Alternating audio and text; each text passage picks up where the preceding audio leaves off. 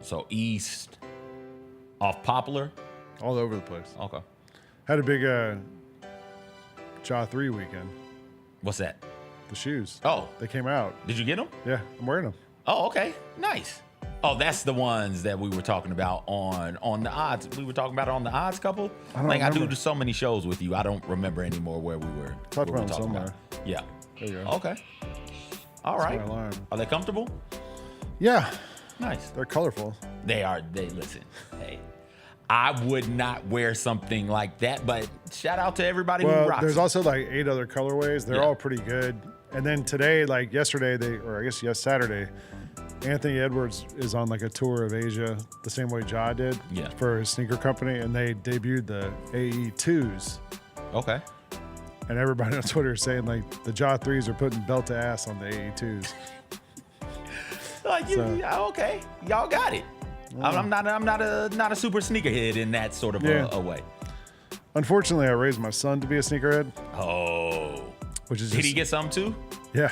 Nice. I made him pay half. Okay. That was the deal. If he wanted a pair, he had to pay half. Okay. And I'd pay half. And you had all that plant watching money. That's true. Yeah. So he gave me $60 and we got him a pair. Okay, nice. Nice. I should use that money for something like punitive. I don't know. How are you going to punish him with $60? I don't know, but I should. I don't know how. Just spend money on an extra thick belt? I don't understand what you're going to do. Or like hire a tutor or something. Oh. Like something, yeah. Educational. Like, hey, you remember that $60 you gave me? That's right. Guess what? You'll be using this to go to your piano class now. Or, yeah, that's right. Use it for the piano teacher. He hates that.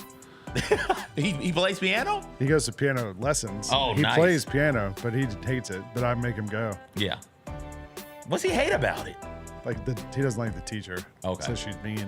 I was like, it's because you don't practice, bro. Like if you showed up prepared, she'd be in a good mood. But you show up not knowing what you're doing. Everybody's mean when you show up doing the thing you're not supposed to be doing. I mean, if I showed up here unprepared, you'd be mean. I mean, probably. I'm mean anyways. Yeah. I'm mean anyways. What's up? We're just catching up. It's Monday morning. Welcome into the Jessica Benson Show here on Grind City Media. I'm Lang Whitaker, sitting in for JB for a couple days this week, and then I'm back later this week and stuff. Anyway, CJ's here, Jacob's here.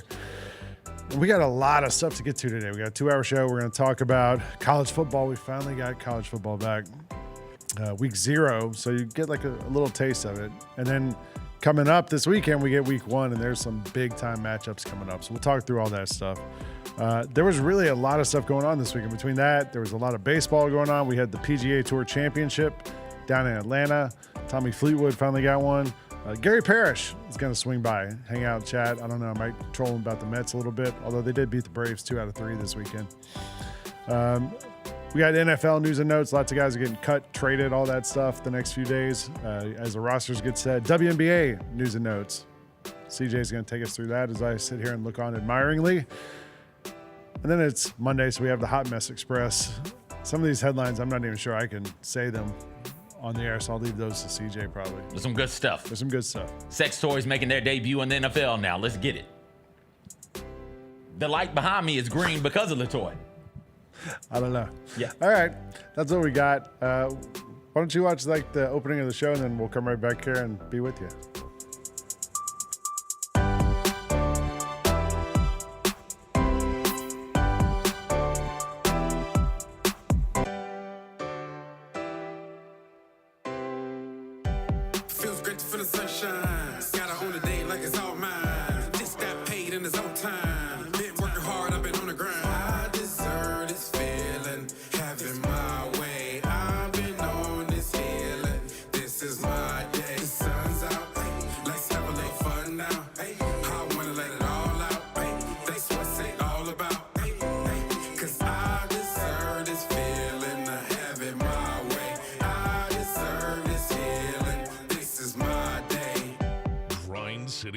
Presents The Jessica Benson Show with CJ Hurt. Live from the Grind City Media Studios on YouTube at Grind City Media and the official Grind City Media app.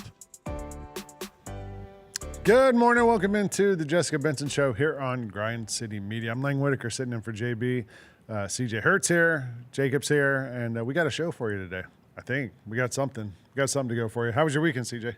Everything was good. Everything was good. I went and kicked it at the pool. My nephew, they say in an apartment complex, he's been begging me for me to take him to the pool. So went to the pool and hung out. So you just took him from the apartment to the pool? From the apartment to the pool. That's it. So we did that. And then we went over to a friend's house for the college football game. Yeah. Why Which Iowa game? State? The first Iowa one? State and Kansas State. Why that wasn't on ABC is beyond me. It was on ESPN. Of course, because everybody I know has cut the cable, cut the cord. Like they didn't have the ESPN, so I'm watching it on my Did you phone. need the new app to watch it? No. Oh, okay. I watched it on Hulu. Yeah. And so then about halftime, I said, hey, yo, let's just go someplace and watch it. So we ended up going to an establishment. Not going to give it away. No free plugs over here for national brands.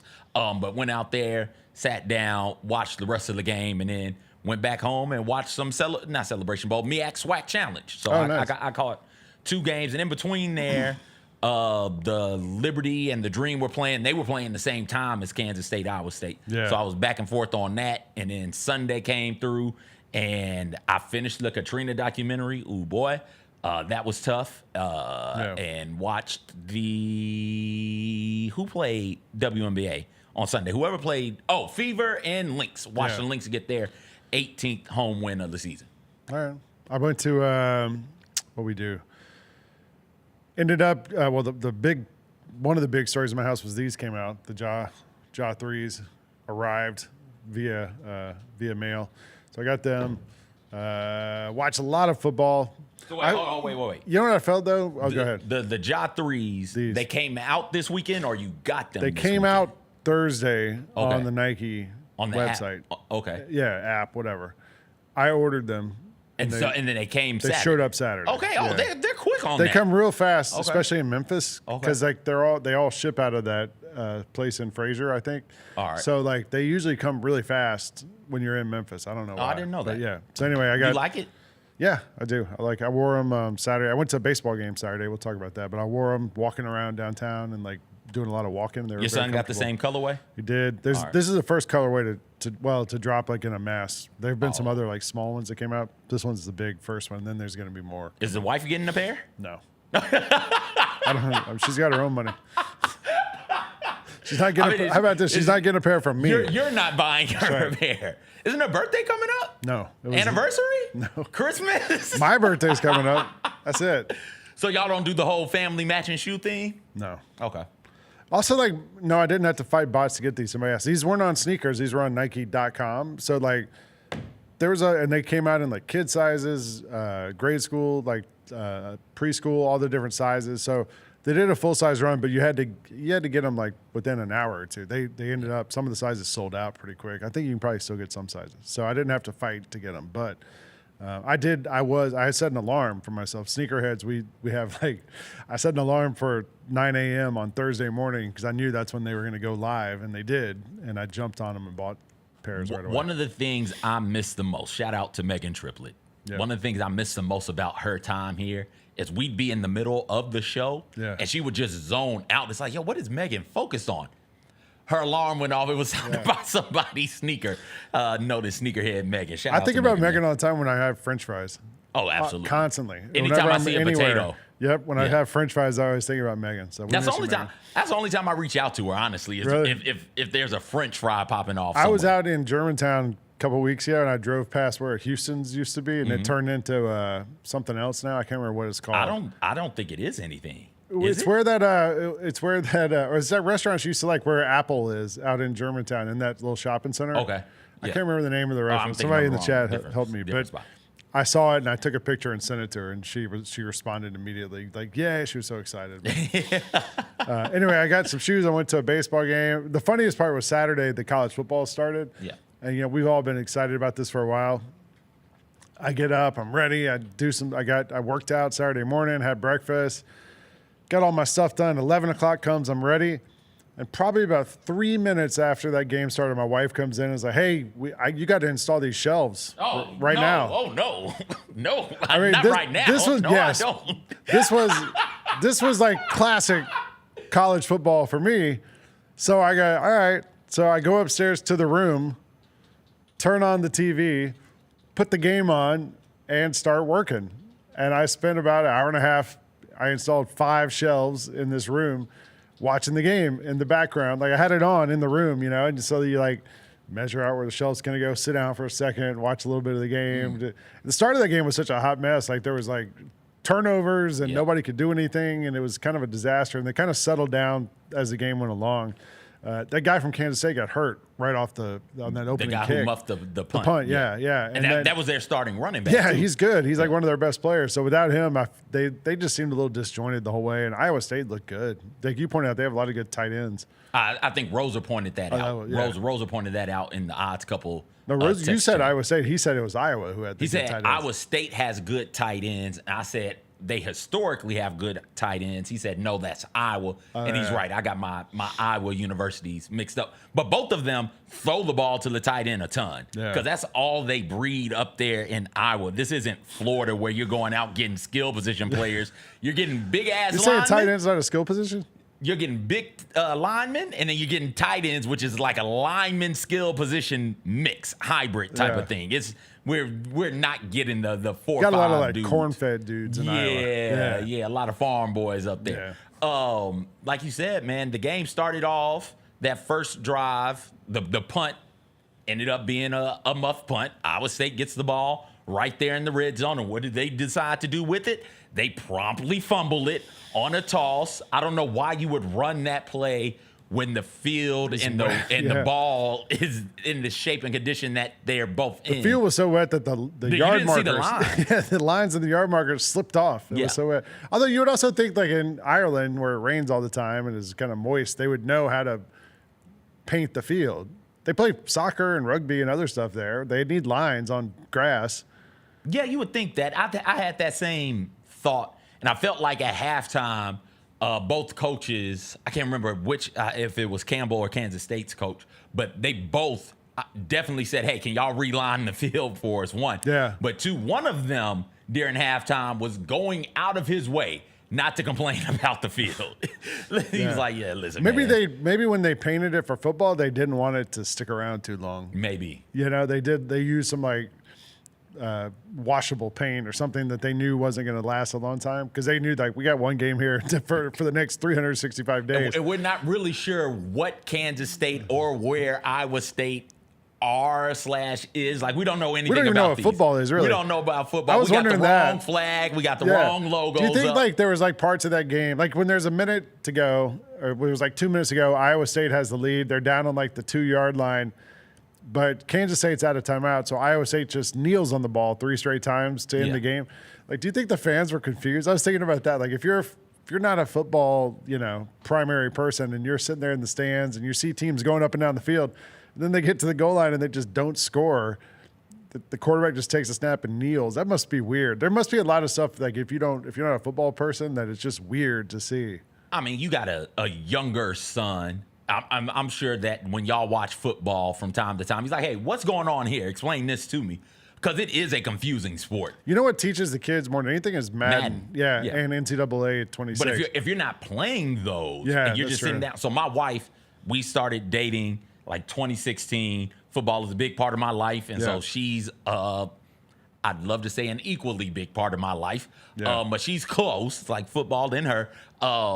She sits down with me from time to time. Not from time to time. Often she'll sit down with me and we'll watch football together. And I got her to the point now to where she can come in here and have a conversation with somebody like you about like, hey, what's going on with football? But when you have to think through it and explain the rules to somebody, like try and explain that. Yeah. Hey, they're right there about to score. They'd go up 2 scores, 10 points. They don't want to screw the clock up. It's 2 minutes left. Why are they not doing that? Because they fumbled on the first possession at the goal line. Well, if they take a knee, it's 40-second play clock, so that you got 40 seconds at least to run the play. Yeah. You do the math. You realize that 4 downs, 40 seconds, 4 times 40 is 160. It's only 120 seconds left, so they can theoretically take the knee and not have to worry about anything wacky happening and come out of there with a win, right? Like explaining it all the way through. That's some stuff. That's some hard stuff. But you know what? Like we were playing NCAA 26 the other day. My son and I were.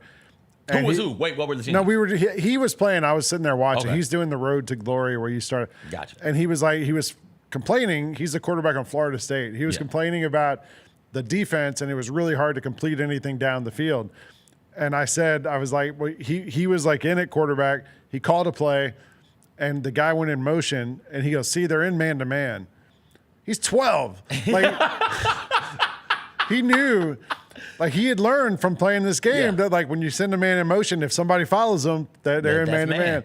He was like, they got 2 high safeties. Like, he was like, I was really surprised how much he had picked up. I didn't teach him that from playing that game. Anyway, long story short, I thought Iowa State, I didn't think they're going to win, but they did. And Kansas State, I don't know how much that was them losing the running back early on. Avery Johnson just kind of looked out of whack the whole game. Some of that is the you have to believe that on those short yardage plays, having both Avery Johnson and that running back there in the backfield, whose name is escaping me, I'm gonna have to figure it out. But having both of them in the backfield, you get some of those short yardage. They were bad on third down, and they were worse on fourth down. I think they were like 1 for 5 on fourth down. That last fourth down attempt where you could it looked like if they had a call to the first down, it would have been a first down. They called them short, so it ended up being short. And then I would say goes down there, gets the score to put themselves up 10.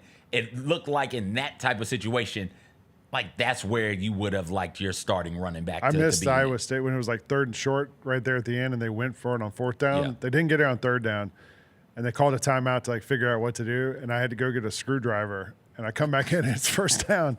And then I was like, oh, okay, I guess they went for it on 4th. I turned it off and then got a score notification. So Iowa State scores, goes up 10. It's like, okay, this is it. Kansas State hasn't been able to move this ball the entire game. They're going to have to do it twice. They're going to have to move the ball, stop Iowa State, and it looked like that Kansas State defense was tired. Yeah. I didn't think they were going to be able to do that, get the ball back and score again. It's like, okay, this game is over. I'm checking out. Let's go ahead and head home. And I'm in the car, and I get the alert. It's like, holy hell, how the hell did they score so fast? What just happened? Avery Johnson threw a dime down the field to get that score on the first play. Once they started trying to get it downfield, they were able to. I ended up watching a little bit of that UNLV Idaho State game, which when everyone thought it was going to be a blowout. UNLV was favored by 25, I think. And then Idaho State jumps out to a 10-0 lead. Your boy Alex Orji, quarterback for the UNLV, he was one of the quarterbacks. Former boy. They used two QBs. You have to use 2 quarterbacks if you got Alex Orji, because Alex Orji can't push the ball down the field. He was 3 for 3. 3 for 3. 37 yards passing. 37 yards. He did rush 6 times for 34 yards, and he fumbled in the end zone. I don't know if you saw that. Yeah, I saw that. He was going in. They were down. They came from behind. The other quarterback was at Virginia the last couple of years, Anthony Calandria. Okay. He was 15 for 21, 200 yards at TD. He was pretty good. But the quarterback for Idaho State had 3 interceptions. I got to do it. And UNLV got back in the game, got the win. I don't know. The other one, Kansas, you can see any of that. Jalen Daniels. They blew out Fresno State, and Jalen Daniels looked great. Like we talked about how he had that one great season a couple of years ago, and then he's been injured and hasn't been good, has been okay, had hard times. Jalen Daniels was 18 for 20, 3 touchdowns. 18 for 20, 3 touchdowns. Also had 8 carries for 47 yards. Kansas got a new stadium. Did you see this? Like it's the old one, but they redid it or whatever. Okay. It's on campus. It looks great. Half the stadium has like nice seats, and then half's bleachers. Okay. So that's the side you don't want to get in. You want to sit on the seat side. One has backs, one doesn't. Like that was a good game. I also enjoyed the Hawaii Stanford game, which came down to a walk-off winner. Did you see this? Like I caught the walk-off winner. So the guy, did you read the guy's story, the kicker? No. He was he's from Japan. Oh. He was a waiter at a restaurant. He was visiting America. He worked at a Morton Steakhouse. He saw football somewhere on TV or something, thought it was interesting, went on YouTube and taught himself how to kick field goals. What? And became the kicker for Hawaii, and then hit the walk-off game winner for the Hawaii Rainbow Warriors. Nice. To beat Stanford. But yeah, the guy, he also hit the one to tie it and then the one to win it. But he didn't play. We're talking about how you learn about football, knowing about football, whatever. This guy was just like, happened to see it, thought it was cool, and then went on YouTube and learned how to kick field goals. I don't think there's any, like, YouTube is helpful when you're putting in shelves, doing things like that. Like pretty much anything like that, you Google how to do it. I don't know how helpful YouTube would be for me learning how to kick field goals. I assume he had soccer background or kicking background. He's got to have some sort of a kicking background. He's not just, a kicking background is such a weird phrase. He did a lot of kicking. He's got to be a kickboxer or a soccer player or a rugby player. He's got to be something, man. But he hit the game with the walk-off game winner for Hawaii to beat Stanford. And the Hawaii quarterback was hurt like the whole fourth quarter. He was basically playing on one leg, Alahado. He was limping around out there. It was a big win for Hawaii. It looked cool. Did you happen to catch also? I didn't send it to you. I just happened to see it. Hawaii's on-field entrance they do? No, are they doing the hockey? No. Okay. But they have guys in like wearing like the grass skirts and like spears and stuff. Okay. That run out on the field ahead of them. Guys like all tatted up and everything. It was pretty badass. I was like, this is kind of cool. Yeah, that looks good. I mean, I'm assuming it would look good.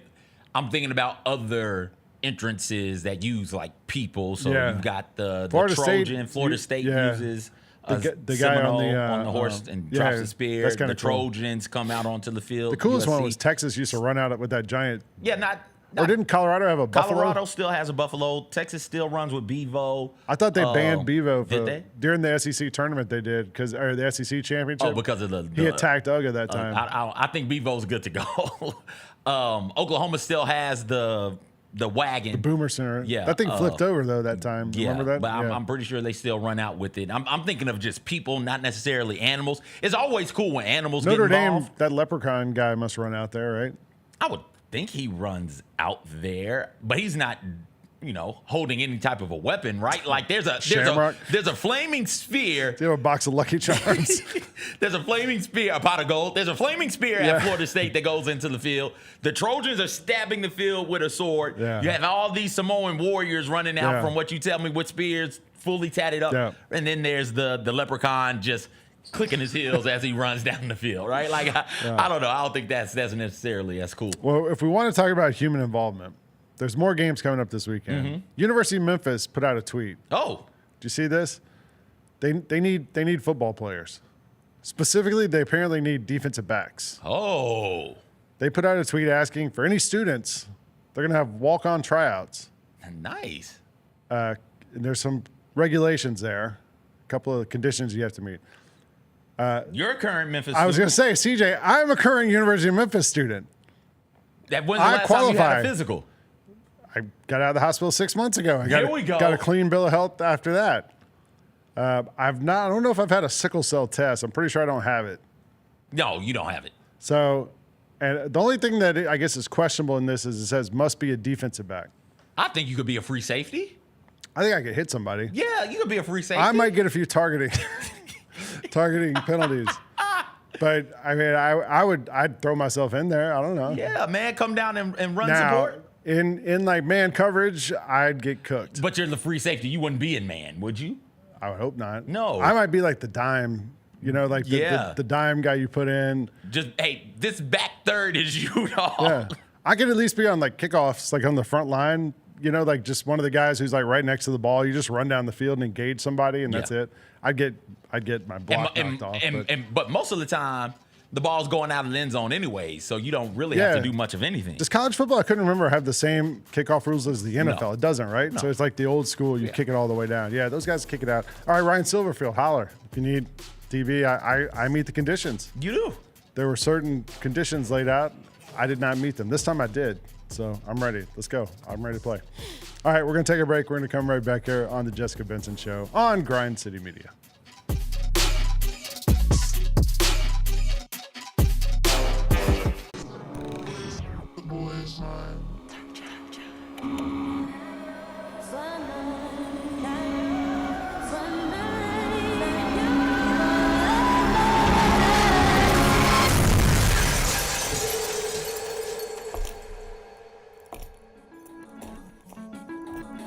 You ready? I've been ready. What are we waiting for?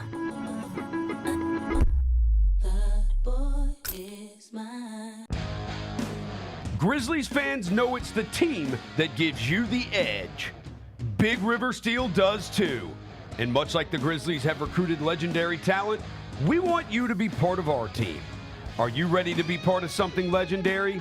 Then visit www.bigriversteel.com www.bigriversteel.com. That's www.bigriversteel.com.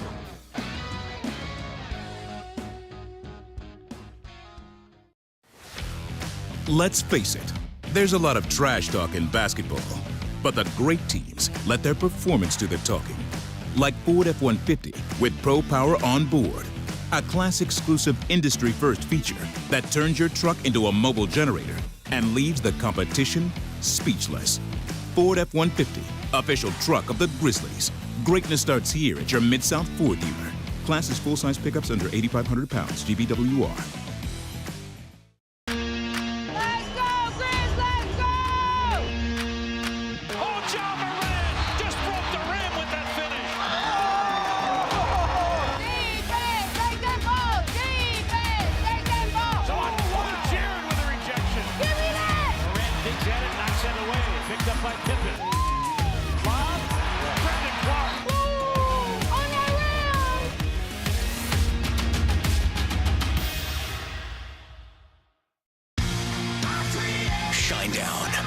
Dance Kid Dance Tour.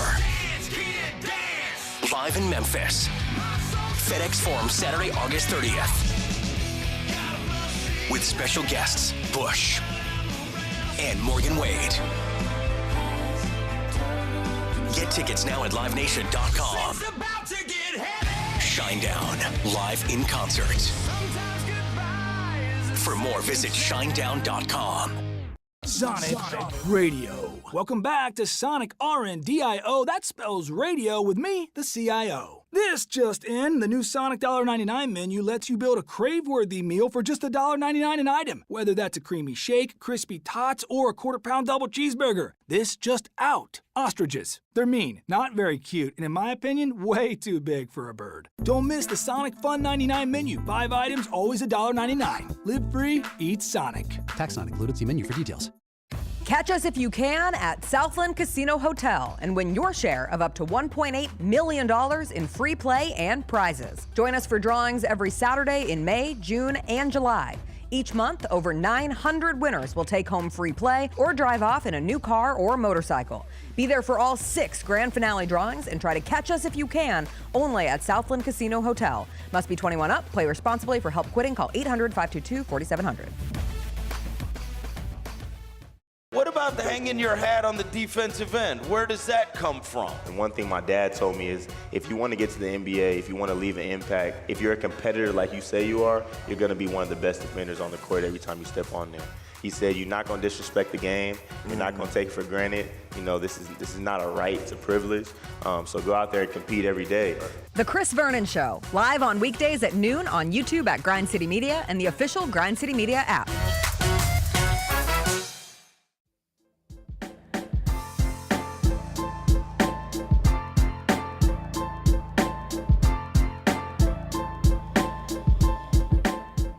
Welcome back to the Jessica Benson Show here on Grind City Media. Lane Whitaker sitting in. CJ, the chat is all for me trying to make the University of Memphis football team. Everybody should want you on the University of Memphis football team. No, they should not. Why not? They want the team to be good. Well, people should want the University of Memphis team to be good. They should not want if they're going to be good. What's your 40 time? Huh? What's your 40 time? In my car or like on foot? On foot. It's not good. Okay. I mean, here's the thing. Like, I'm not a strong runner. I'll admit that. Okay. I've never been a great speed. I can do distance. Speed, not my forte. But you can wrap up?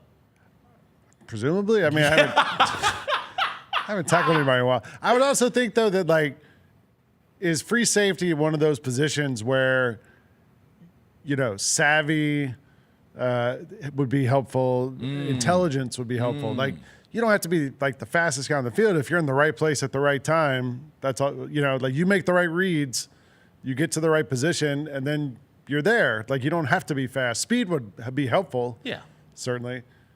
I was thinking about like the end of like Grant Hill's career. Like he got injured a bunch, and he told me one time, he was like, the older you get, you realize it's like chess. And it's just like, you got to be in the right place at the right time. And I think like maybe that's the role I could play. Locker room leadership. There you go. Locker room leadership. Good guy on the mentor. sidelines. I just don't know. Do you think they care if I'm not at every game? I think they would. I've got some what things. game would you I've need got, to miss? I've got some stuff scheduled for the next few months. Oh. I'm an adult. I've got like a life. Football becomes your life if you're going to be the fourth string free safety for the University of Memphis. I mean, them putting out a tweet like that seems like they need more than a fourth string free safety. Like they're asking people to come try out right now. Like that would seem like they need some like usable depth. And I'm not sure I would provide that. Off the bat. As long as you can tackle, you're back far enough. How many yards off the line of scrimmage is your typical safety? I don't know. Like you're back 15 yards? Yeah. You should be able to see the play develop, and you've got a 15-yard head start to get back. Just don't get beat deep. Like, that's all you have to do. Well, the problem is going to be if I go back deep, when the running back busts through the line, I'm going to get trucked. When that dude comes at me full speed, like it is, I've done the Oklahoma drill. It wasn't pretty. When I was in 10th grade. Okay. I was on the basketball team in high school, and our coach was like, I want you to play a sport in the fall to like get in shape. So I went out for the JV football team, and I did it for a day. One day, the coach said, "Hey, we're going to put you on the offensive line." Wow. And I'm like, "All right, I don't know, whatever." And so they make us do the Oklahoma drill. The very first time they hand it to the running back, I block the guy. He throws me to the side and just kills the running back. And I felt so bad. I got up and I went over to the running back and I'm like, "Hey man, I'm really sorry. I didn't mean to, I don't. This is my first day ever playing football, organized football." And the next day I quit and did cross country. I was like, I don't know. They had you on the line. Well, then the next year I was out throwing the ball like just in PE, and the football coach came over to me and was like, "Hey, we need a quarterback. Would you want to come be on the football team?" And I was like, "No, I've seen these games. You just hand it off." The whole high school football in the 90s, nobody was like playing 5 wide or spread offense. So I got anyway. That was it.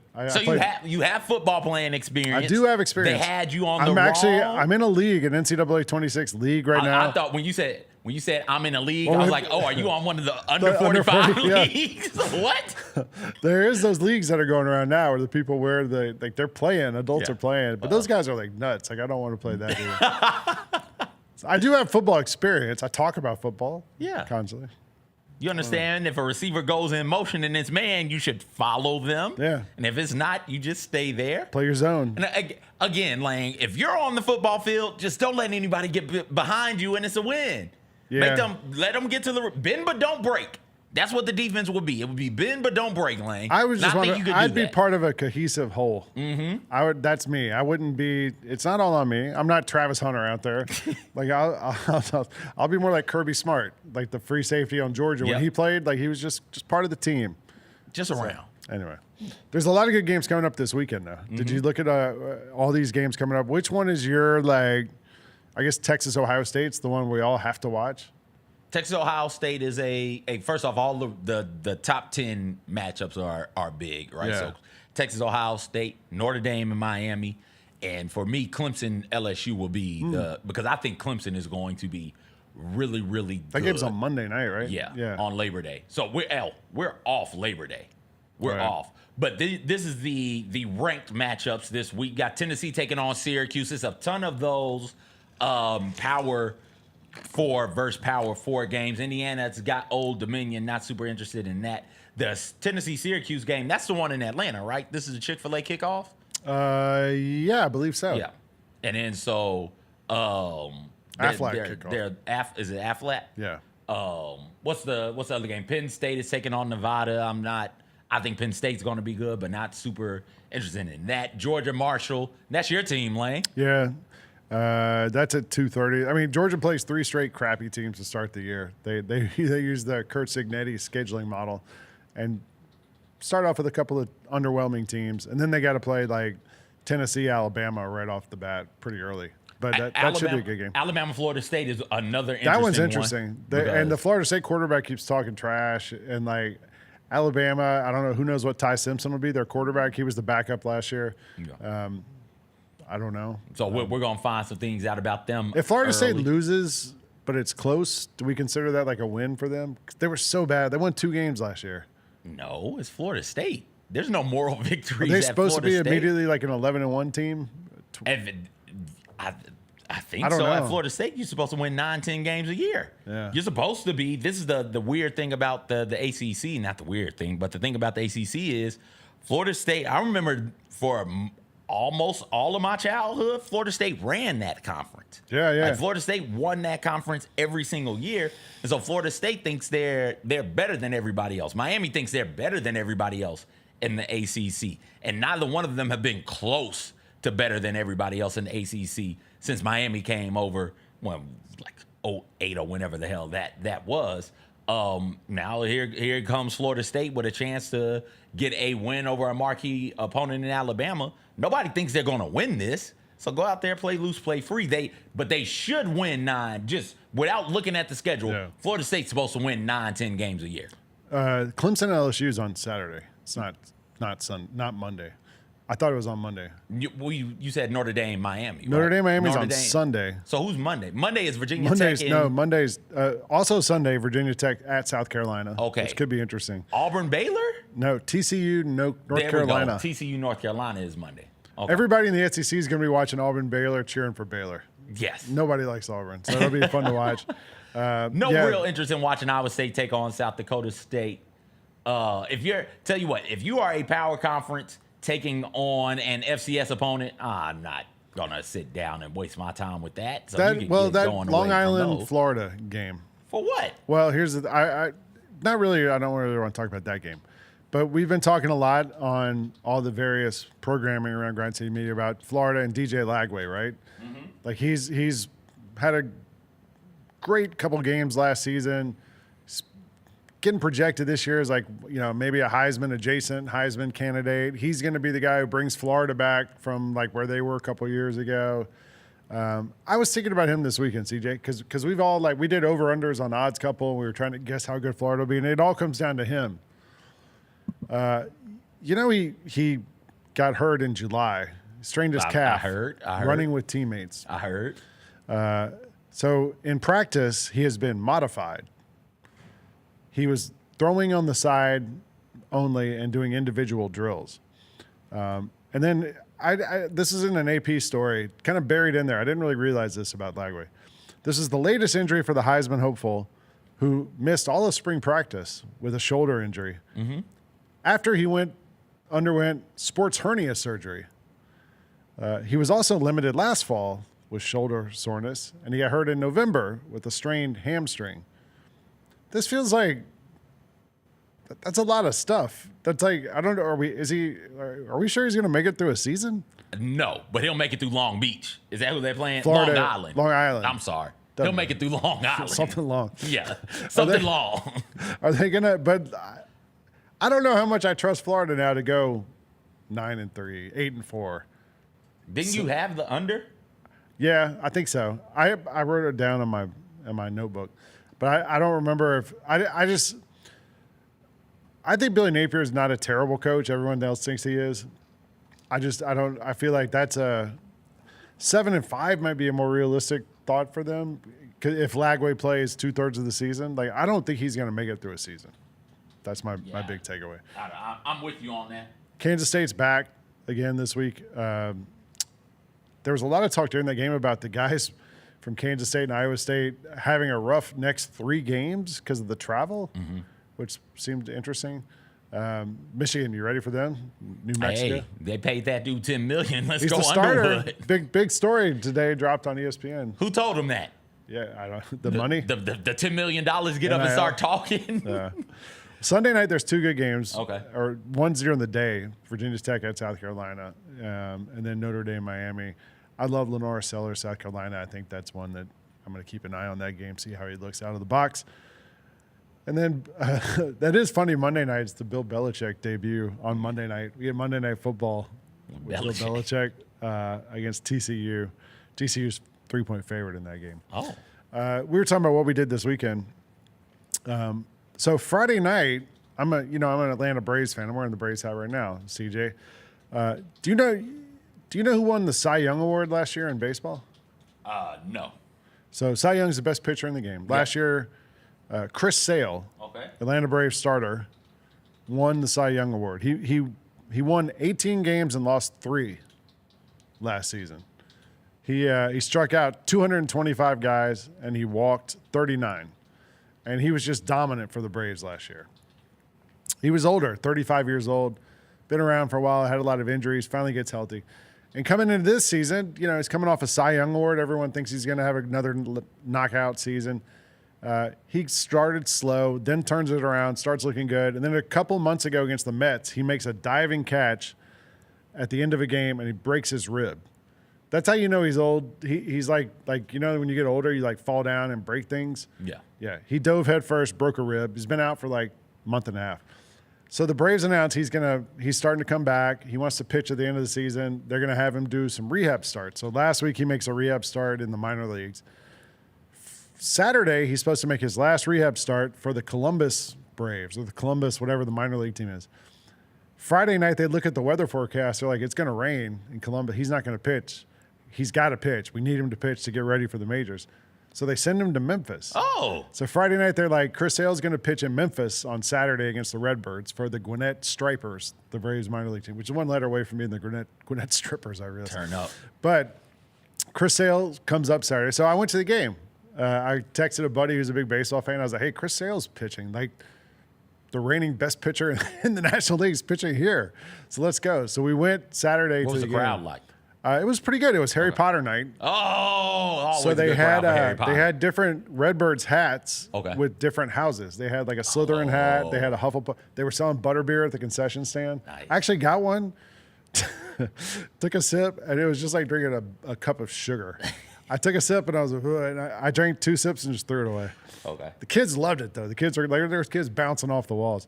The best thing about those games here at Redbird Stadium is because you get right up close. We spent $30 and we're right behind the dugout. Yeah. We walked around behind the bullpen before the game, and one of the Braves relievers, there's about 7-8 kids standing there.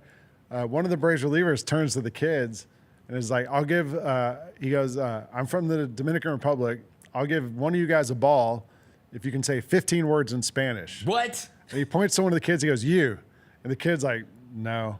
And then he turns to my son. And my wife is Cuban, and my son and her just spent a week in Costa Rica doing a Spanish immersion class. He's like, yeah, I can do it. And the guy's like, all right, go. And he starts just saying words, things. And the guy goes, what's a pelota? And my son goes, a ball. And he takes the ball and signs it and throws it to him. Oh, nice. Pretty cool. Yeah. But you get up close. And then we got to see Chris Sale pitch, man. That dude, it's a good reminder there are levels to this. Because he comes out, he gives up a run in the first inning, and then he kind of locks in. Watch I think the second guy on this clip, he makes the guy check swing and look at the bat. The guy's like, what was that? Look at these guys. So wait, okay, this is one step away from He's pitching in the majors this week. Yes, yeah. But Memphis is one step away from the majors. Yeah. AAA. Where was he supposed to be pitching? Was that AAA also? He was supposed to be in AA, I think. Can you imagine the AA? So last year I went to a game here. The Stripers played the Redbirds last year, and one of the Braves relief pitchers was there on a rehab assignment the same way as this. Dylan Lee, who's the Braves setup man this year. It's great, one of the better pitchers in baseball. He played here last year. The catcher of that game was the guy who this year is on the Braves and is going to be the National League Rookie of the Year, Drake Baldwin. He was on AAA last year. Yeah. So we were sitting right behind the dugout. I was with DeMichael Cole, actually, from the Commercial Appeal, Braves fan. So we're sitting there watching the game. Dylan Lee comes in, maybe 10 pitches, strikes out 3 guys, just like boom, boom, boom, and the 3 guys, they just look completely overmatched. And they come running into the dugout, and the catcher, Drake Baldwin, looks at somebody in the dugout. I don't know who, but we could see his face. He looks at somebody and he goes, and we were like, oh yeah, there's levels to this. Yeah. You're a major leaguer or you're a minor leaguer. And Chris Sale looked like a major leaguer in that game. It was just super cool to see him up close. And it was fireworks night. It's fun to go to those games, we went on 4th of July. It was incredible. It was great. Can walk around. You can, it was great. So shout out the Redbirds. That was a fun night, Friday night, seeing Chris Sale and the Braves. There's other baseball headlines. The big one is Zach Wheeler from the Phillies. Who's their ace. I think it was 15-10 this year. He had won a bunch of games. Is out now for the season. They're in first place. There's teams in the NL that think they might catch them, think they're going to hopefully get them in the playoffs. But one of the better pitchers in baseball, Zach Wheeler, now is going to have surgery. He might be out for all of next year too. He's been around for a while. What's the recovery? 8 to 10 months on that? I think it's like it might be like just a year. Just a year? Pitchers if you have surgery in your arm, there's no quick comeback for that thing. Gotcha. I think it's a shoulder too. He was 10-5 this year, 16-7 last year, 13-6 year before. Like one of the better pitchers. That's going to hurt them. Other baseball news. Cal Raleigh. I saw that. It's one of your favorite players. I right? love the dumper. I love a big dumper. Big dumper setting records, baby. Seattle Mariners catcher Cal Raleigh has been just locked in all season long. He was 2 away from being the all-time leader in home runs hit by a catcher. Primary catcher, they said. So, I guess it's other guys who, platoon. But he hit 2 home runs yesterday in the game. He hit one in the first inning, then he hit one in, the 8th inning to break the record. He's got 49 home runs now, and there's still 4 weeks left in the regular season. So he could get up to 60-something. Look at that swing.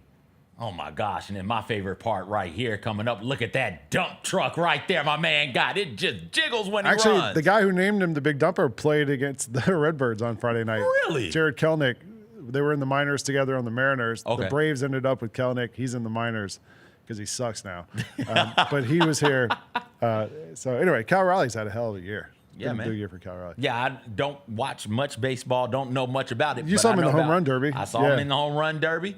I saw him, I won't say a couple of innings, but I saw him hit a couple home runs before the All-Star break.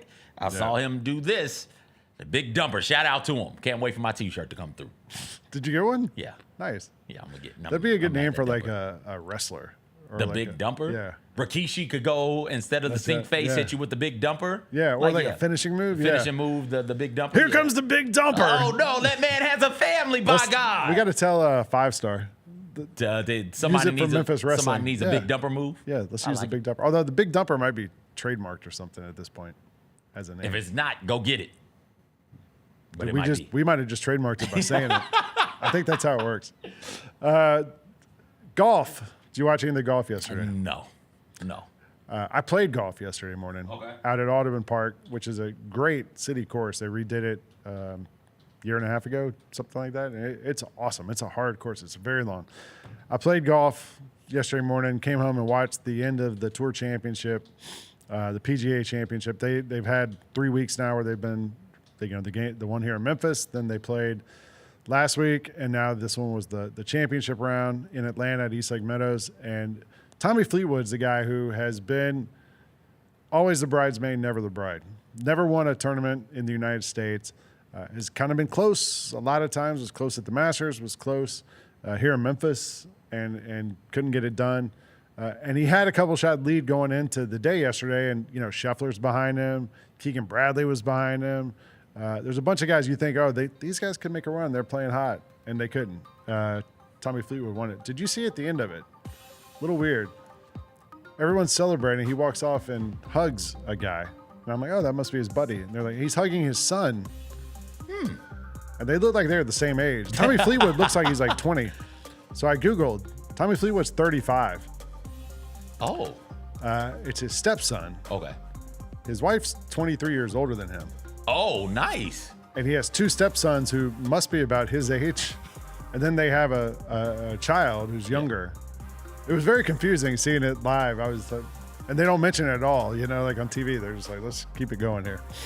But Tommy Fleetwood got the win. Big win for him. Now you got Ryder Cup coming up in a couple weeks. The question is, does Keegan Bradley put himself on the team? He's the captain of the U.S. Ryder Cup team, an active golfer. And then in the last month, he's turned into one of the best golfers in the world. So they've never had a player coach before. So he has a good shot of maybe putting himself on there. I don't think anybody would argue at this point because he was so good the last few days. All right, we're going to take a break. Yeah. Gary's here. Gary Parrish is here. We're going to take a break. We'll come right back. You're watching the Jessica Benson Show on Grind City Media.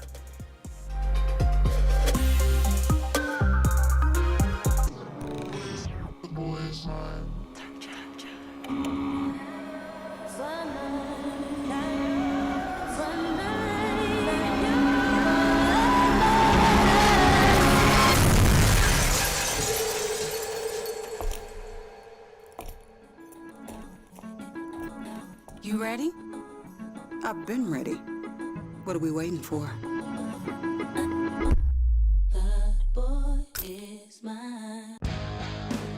Grizzlies fans know it's the team that gives you the edge. Big River Steel does too. And much like the Grizzlies have recruited legendary talent, we want you to be part of our team.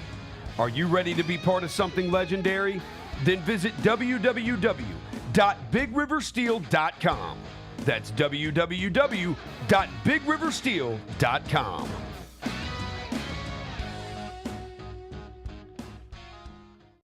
Kroger shoppers and Grizz fans. Want exclusive last-minute discounted ticket deals texted straight to you? Sign up with the new Kroger Buzzer Beater deal. Fans can sign up by texting Grizz to 636-479 or visit your local Kroger store in the Delta Division and scan the QR code. By signing up, you agree to receive recurring automated promotional and personalized marketing text messages from the Memphis Grizzlies. Consent is not a condition of any purchase. Message frequency varies. Message and data rates may apply.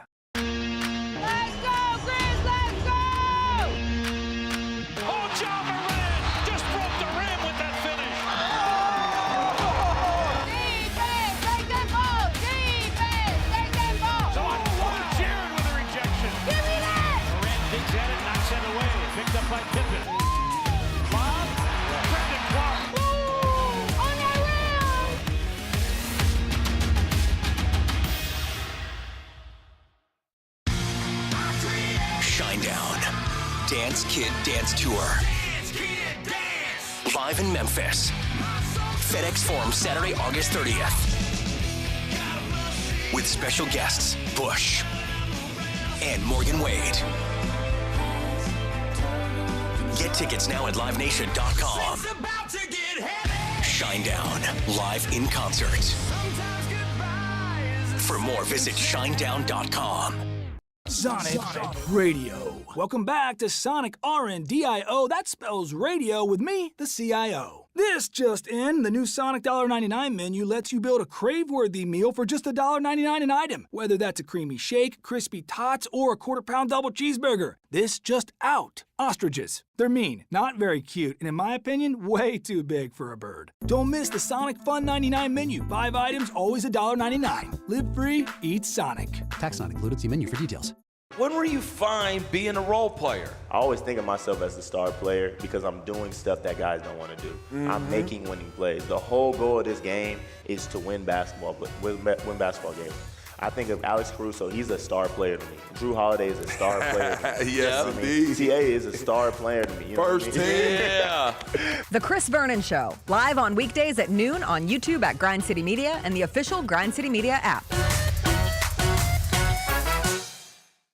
Scotty Scheffler ran away with the Open Championship this weekend. My God, this guy, he's not real. Have we reached the point with Scotty Scheffler where you don't have to care a thing about golf, but you still know there's a dude named Scotty Scheffler who is awesome at it? He is solidified himself as one of the greats in the sport. At this point, probably of all time. The Gary Parrish Show, live on weekdays at 10 a.m. on YouTube at Grind City Media and the official Grind City Media app.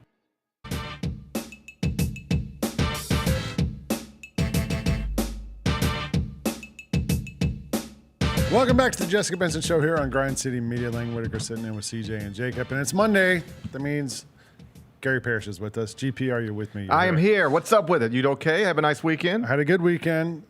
We were talking earlier about you're a graduate of the University of Memphis. True. I'm a current student at the University of Memphis, and they're looking for current students to be on the football team. Right. Did you see that? I did see that.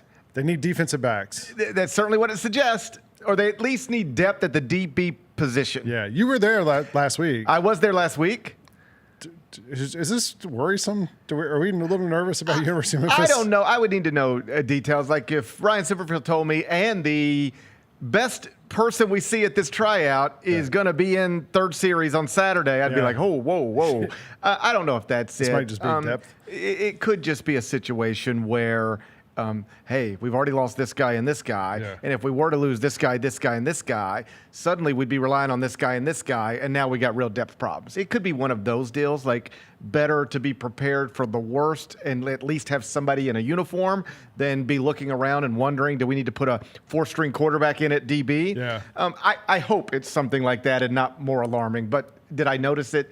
Yes, I noticed it. And is it unusual? I think by definition, anytime something happens that doesn't normally happen, you can call it unusual. And this is not something that normally happens. A week out of the season opener, hey, if you're enrolled and you got this kind of GPA and you got feet, come on out and let's see if you can move them good enough. I got a 4.0 last semester. Congratulations. I don't think I ever did that in any semester of 4 years of college. In fact, I'm certain I didn't. Definitely didn't when I was college age. Yeah. Now I'm older and it's like, I think I would be an awesome student now. Yeah, I did too. Because I am more curious at this age than I was at that age.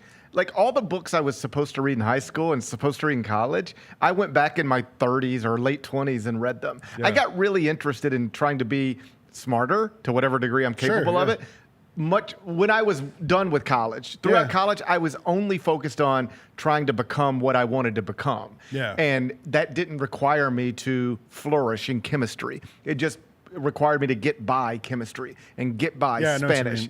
But if I went back to college, I think I would be interested in lots of different things because I find myself all the time just reading about things that don't have anything to do with my day-to-day life, but it seems like an interesting thing to know. I was kind of excited to, some of my credits transferred. I went to University of Georgia to start. Mm-hmm. Some of my credits transferred, some didn't. But I was really excited. I was like, you know what? I might take like a history class. Yeah. It would be cool to take like a, World War II history class or something. I don't know, something. But my history credits transferred, so I don't have to take. You have to do it. Yeah. But this semester I had to take a science thing. So today is actually the first day of classes at University of Memphis. Today I got an email this morning, astronomy. I'm taking astronomy. Okay. I don't know anything about astronomy. Well, I'm sort of curious of it. That's something I realized about myself when I got out of college, and this is not an indictment of my alma mater. This is on me. It's on us. This is on 100%. me. But I didn't know much. Yeah. I knew what I needed to know to get through life, and I've got pretty good common sense skills, I think. But just in terms of, if you wanted to give me a pop quiz on the history of the world, I don't know that I would have done that well. And I know much more now than I knew when I was in school and supposed to be learning about this stuff. It took me an extra decade or so outside of school to get caught up. You and I have kids like the same age. So my son came to me the other day with like a math homework. I had to give up on that. Well, but here's the thing now. So it's a different playing field now. Because it was like one of those, the train leaves the station at whatever. What time does it get to there? I'm like, I don't know how to find the answer. So I Googled the question. And now AI tells you what formula to use. Yes. It'll tell you the answer too, but it'll also be like, oh no, so if train leaves at this time, you should do X over Y equals that. So I'm able to be like, to my son, be like, all right, here's how we solve it. Now you solve it. Right. I'm not giving you the answer. But it's totally different now than it was when we were. So my little guys are still young enough where I can I can participate in their homework. Yeah. Right. My oldest, who's now 22, when he was in high school at Lausanne. Yeah. This was pre-AI. Yeah. And he would come home with homework, and it could have been in another language. Like I couldn't help him. I had to look at him and just say, buddy, you're on your own. Like I don't know what to do here. Fast forward to the present, to your point, I watch my little guy, I hope his teachers aren't listening, but I watch my little guy, like he literally sets up shop at the, bar counter, island bar in the kitchen with the big Alexa sitting right over there. And he's just talking to Alexa doing homework nonstop. He's just like, Alexa, ba-ba-ba-ba-ba-ba-ba-ba-ba-ba-ba. And then boom, she'll spit it right back out and he'll go, that's interesting. And like, this is the way we should maybe unplug Alexa. As I'm talking through it, it feels like maybe we should unplug Alexa. Well, he's going to learn how to use AI. Like that's an important skill to learn how to use for kids now. Yeah, I don't pretend to know where all this is going, I don't either, but they are it going. Seems like that's something you Our need. little guys are going to go through the rest of their education process much differently than we ever did, obviously. Well, CJ apparently, I'm looking in the chat. CJ says he's done learning. Completely and totally done. I went to pharmacy school, flunked out, went back, flunked out again. There's nothing left that can fit in his brain, dog. Like I'm all tapped out. I used to love those type of questions, the ones where you just plug in the formula, because if you know the formula, I just need one formula, and if you give me two of the equation, I'm good to go. I love that. I love sciences. That's why I ended up going to pharmacy school. Reading, I'm not trying to read no more. I'm not trying to write no more papers. Every now and then, you'll get that smell from your youth, and every now and then it'll hit me. It's fall, and it hit me like, oh, this smells like what it smelled like at school. Boy, am I glad I'm not at Montgomery Bell Academy anymore. It was probably theme week, and I definitely would have failed that theme, because I do not want to write any more 5-paragraph essays. I'm done on that. Y'all can miss me. Good luck to you. See, that never bothered, because by my career is writing essays. Yeah. I mean, like that, I never minded the sitting down and writing the paper stuff. Like, I still do that every day. Like, I write a show and then I say it as opposed to, publish it. Yep. But it's still like a lot of writing. So that part never bothered me. I just had a real hang up in college of I knew what I thought I knew. Yeah. And turns out I actually knew. And I'm was just fortunate in that way. I was very naive, but it worked out. But I had an idea of what I was going to be and how I was going to get there.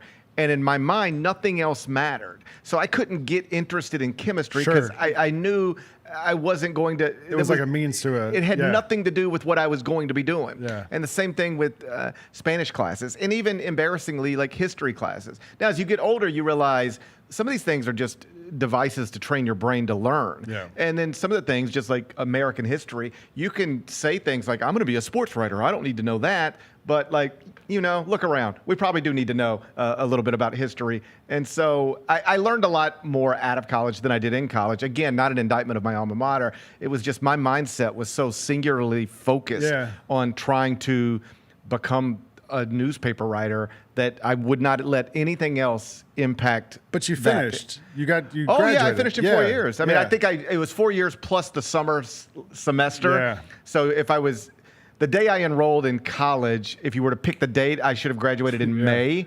I think of whatever year, May 99. Yeah. I walked in May 99, and I don't think I actually graduated till August 99 because I had to take Spanish 3 and Spanish 4. They were literally the last two classes I ever took. I never took Spanish 1, Spanish 2. I took them. So my last ever college classes were at Southwest Tennessee Community College. All right. I took Spanish 3, Spanish 4, and I walked in and I told the professor on the first day, I said, listen, because I already had a job. The Commercial Appeal had already offered me a job. I was offered the job at the Commercial Appeal technically before I'd even graduated college. Yeah. And I walked in and I talked to the professor. I put him aside, nice man. And I said, hey, listen, I'm going to be here every day. I'm going to turn in all my work. I'm going to sit in the front row. You will not question my effort. But the truth is, I probably shouldn't be in this class. I probably need Spanish 1 and Spanish 2. I'm skipping straight to Spanish 3. And the reason is because I got to get this degree because I've already got a job lined up. Yeah. And I know you don't need to cater to that, but I'm just trying to let you know my situation. And I was left with the hint that he would work with me. And I think I got a C in Spanish 3 and a C in Spanish 4, got my degree, and the rest is whatever. They didn't let you take, so at Tuskegee, you had to take foreign language. Or you could double up in a different specialty. Right. And so to avoid foreign language, because I hate foreign language, Right. Latin 1 ruined me. I failed Latin 1 with like a 30. I was like, I'm never taking another foreign language. And so what I ended up doing was I ended up taking 2 maths that I did not need to avoid taking 1 foreign language. So I took 2 extra maths, and I think I took 2 extra biologies also to avoid an English. Yeah, it was to avoid an English class and to avoid a Spanish class. I don't know. I don't remember that being an option for me. Yeah. Otherwise, I would have exercised it. I mean, Gary, I took calculus. But I do remember this being. I do remember this being an option for me because I signed up for calculus like my senior year. Yeah. I'm not exaggerating. This is the only time I did this, but this is exactly what I did. I sat through one class, and I said, I am never going back in there. And so I went straight to the counselor, whoever my advisor was, and I was like, find me the work around that. And there was something like, if you take 2 of these and 3 of these, you don't have to take that, and then whatever followed that. So that was my way around calculus, but I don't remember being able to find a way around foreign language, or else I promise I would have done it. I took Spanish 1 this summer because I needed to take some sort of foreign language thing. None of that transferred over. So I took Spanish 1. As I said earlier, my wife's Cuban. Right. her parents speak Spanish fluently. She's pretty good. She has family members who don't speak English. Right. So when I'm around them, I can only talk to them in Spanish. We go to Miami all the time where you only speak Spanish for days at a time. I'm pretty good at it. Yeah. I made a 96 in Spanish 1 and today I start Spanish 2 because I have to take 2 of them. You're going to be fine. I think I'll be okay. Yeah. But the thing I took away from this is, like, more than anything, the teachers just want you to try. That's right. And that's what I was trying to illustrate to this gentleman is like, I'm going to be here. I'm going to put in the effort. There are other people who are going to be better at this who aren't going to try. They're just going to be better at this probably because they took Spanish 1 and Spanish 2 and maybe took Spanish classes in high school. I did none of that. Yeah. I went straight to Spanish 3, and I think the professor, I don't want to speak for him, but he seemed to appreciate that I was at least trying, that I was at least there. You know? That's what well, you and I probably have the same thing here where whenever I talk to journalism students, kids, the thing I always try to impress upon them is, like, I got to where I am because I tried hard and I worked hard. And I'm like, I've realized pretty early on, there's going to be people who are better looking than me, who are funnier than me, who might be smarter than me, whatever. But the one thing I can control is how hard I work. Right. And I'm going to outwork anyone else if given the opportunity. And that's kind of how I got to where I am. I went to 2 years of school, got a job at a newspaper, same thing. Right. And they were like, just stay. Like, why don't you just stay here instead of going back to school? So I did. Right. Never went back to school. But then a couple of years ago, my son's like, well, why do I have to go to college? Yeah. You didn't graduate. Like, why do I need to go? And I'm like, you're going to college. So, all right, well, fine. the short answer would be because I said so. But I do think there's something to be able to show your children what you've done. I have another friend who is around, our age. Yeah. And he did something very similar. Like, he had started college and then got a job and then started progressing in that job. And it was like, well, this is what I was trying to get to anyway. Yeah. What do I need to go back to college for? And now he has a young son. And I don't think he was ever pressed by his son in this way. I think his son's too. But he wanted to be able to show his son, like, I did this. Yeah. You know, I accomplished this. And so he went back to school and got his degree just to have that sense of accomplishment. Yeah. He didn't need it for what he was doing. Just like I assume don't need you one don't now. need No, it at this no, point. I don't need one. But just the sense of accomplishment is a real thing, and just to be able to show his son. That's a big part to me. I went back and I did it. It's never too late. Like, there's a whole lot of good messages in there. And, like, we had a graduation party for him and, like, tried to make it a nice thing, because I was proud of him, like, sincerely. Like, I was proud of him for doing that. He didn't have to do it and wanted to do it, for his son. I thought also, that was like, sweet. our kids see us go to work. Yes. And, like, my son's like he sees me and he's like, like you just talk. Yeah. Like, that doesn't look like what we do. Doesn't look like a lot of work. You know what I mean? Like, I get we're watching sports. Oh, I mean, I've heard it before. Like, I wish I could get paid to. We're tweeting. We're watching sports. I wish I could get paid to just watch sports. Yeah, I wish I could just get paid to go to games. It looks that way to kids. Well, of course. And now, like, kids do. Not because of you and I necessarily, but they have aspirations. Like, there's a whole world of kids out there dreaming of talking into microphones. It ain't to become you, and it ain't to become me. It's to become, Kai Cenat or Logan Paul or Drewski. Exactly right. Yeah. That's where they're aiming. Nobody's trying to become Tom Brokaw anymore or Scott Van Pelt. They all want to become, the streamers that are becoming internationally famous. But there's a whole generation of young people who want to talk into microphones, and they're actually growing up doing it. I do think this is interesting. They're growing up doing it in ways that we just didn't. I didn't grow up on camera. No, yeah. We had big camcorders at best, but, like, I didn't grow up on camera. I didn't grow up talking into a microphone. I didn't grow up, like, looking at. But my kids are talking into cameras all day long. Did you ever take a class at Memphis, like, about talking on camera? You ready for this? I enrolled at Memphis. I want to major in journalism, and at that point, there's different specific parts of journalism. So you could be a journalism major with a television interest, or a journalism major with a radio interest, journalism major with a PR interest, or a journalism major with a newspaper emphasis. Sure.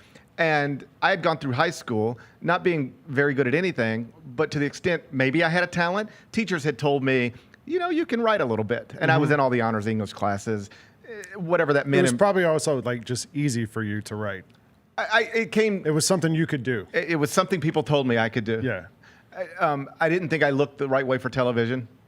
I didn't know that I had a radio voice, although looking back on it, I could always sort of just tell stories around the lunch table and stuff. But my point is this.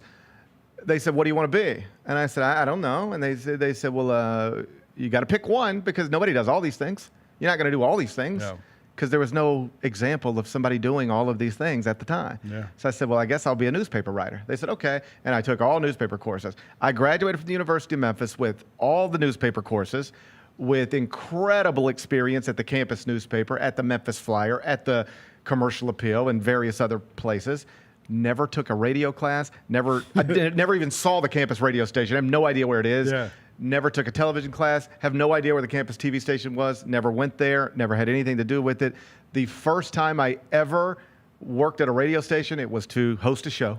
The first time I ever worked at a television network, it was to talk on camera. My career is very unusual in that way, but you mentioned earlier when you talk to journalism students, I do that sometimes. And my message, because what the professors often want you to do is tell your story. Yep. And I remind them, my story is like from 1995 through 1999. Yeah. Like that's kind of a...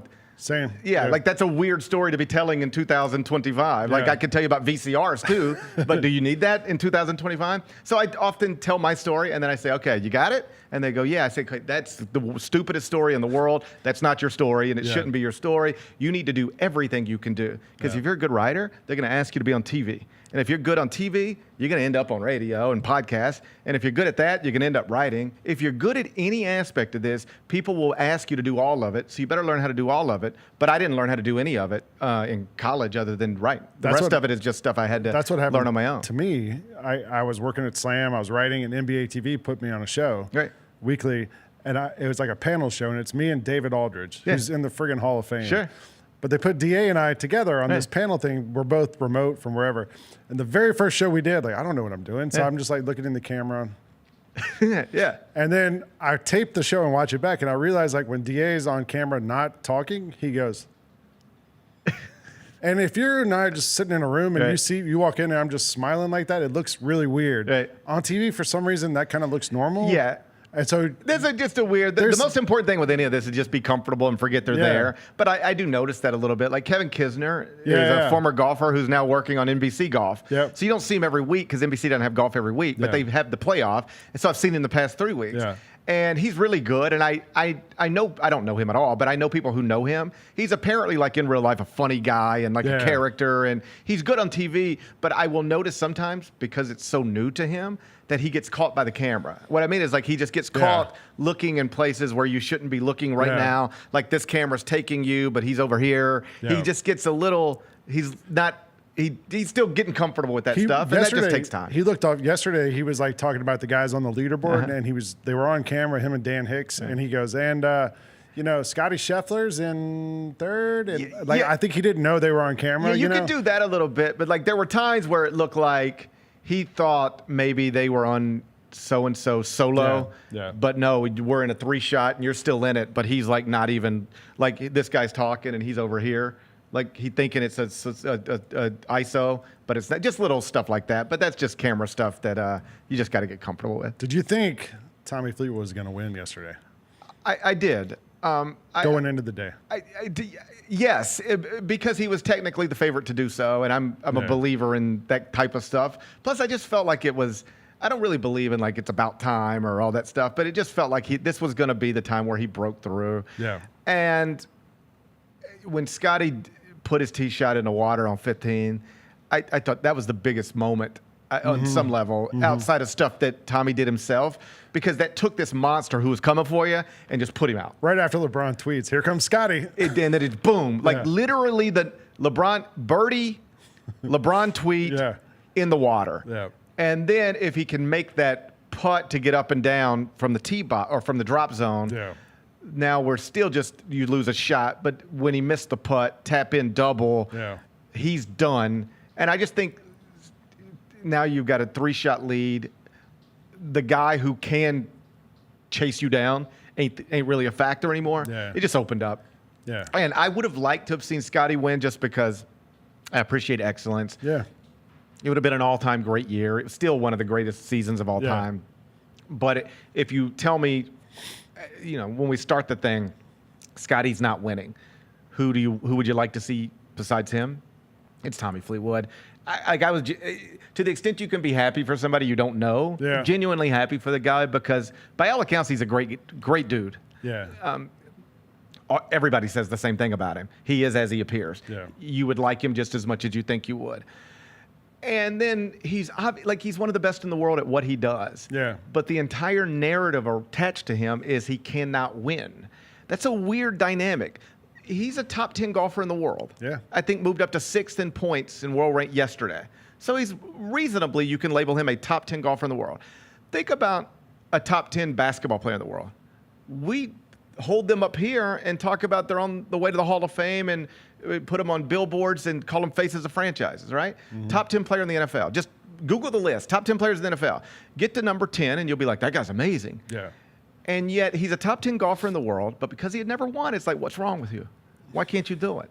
And some of it is mental. Like he just fell apart down the stretch too many times for it to be anything other than right here. Yeah. And that is a hard thing to talk about when people are on camera asking you, hey, nice week once again, made a lot of money, but what do you think it is that you can't close it out? Yeah. Why can't you ever win?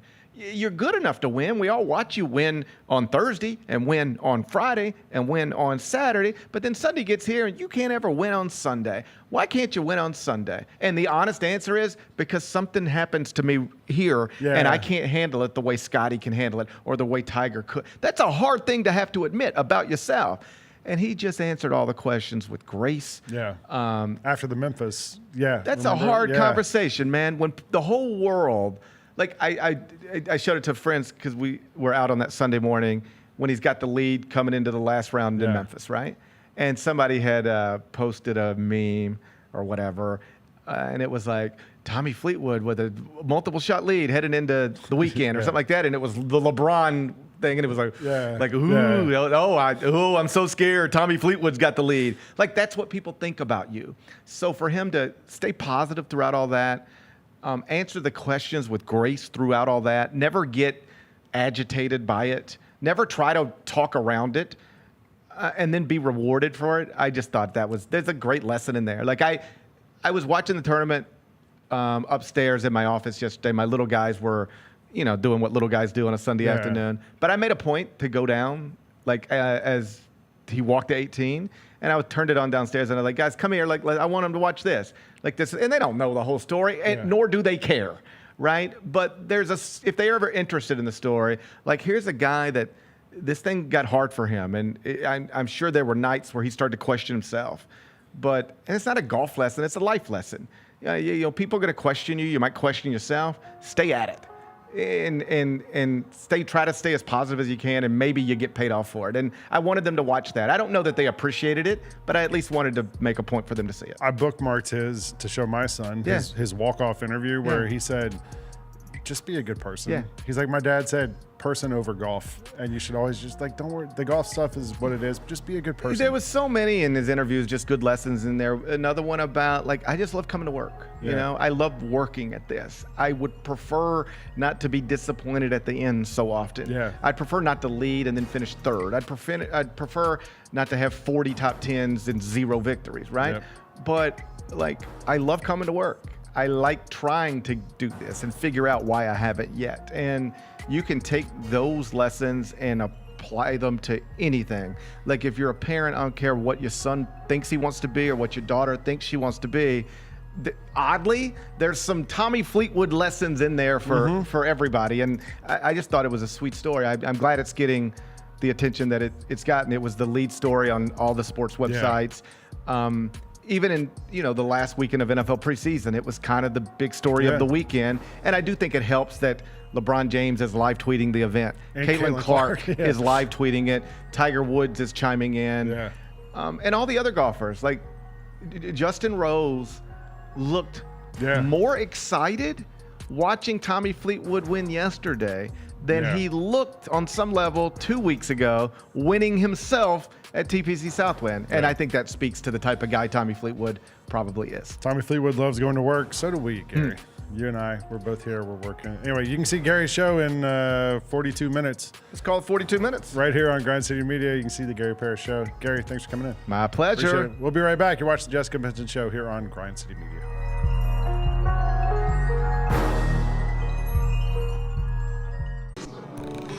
The boy is mine.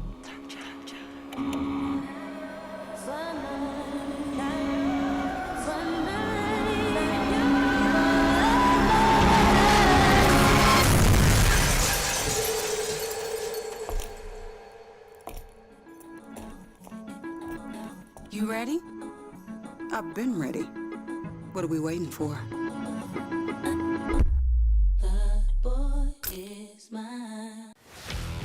Let's face it, there's a lot of trash talk in basketball, but the great teams let their performance do the talking.